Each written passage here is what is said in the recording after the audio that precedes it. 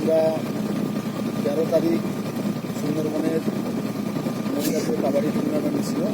তো কালকে সারা রাত খেলা হয়েছে, খেলার পরে বাড়ি ফেরার বেলা এখন বাড়ি ফিরছি। এইবার দিকটা দেখছি একটু সূর্যপুর এবারে ভুলে না।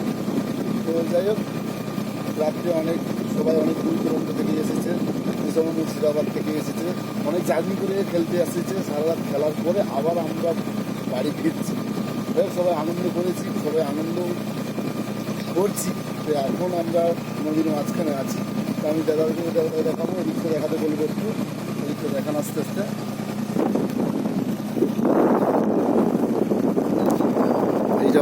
এইটা হচ্ছে সূর্যপুর,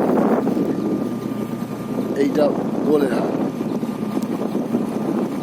যাই হোক বন্ধুরা, সবাই আর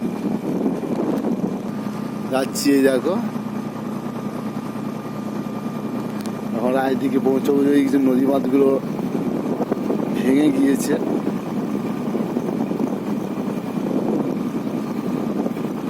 তো যে সময় ইয়াস হয়েছিল যশের সময়, এইসব জায়গাগুলো খুব দুর্গম ছিল, খুবই প্রত্যন্ত এলাকা, এগুলো নদীমাতৃক দেশ, তো তাই।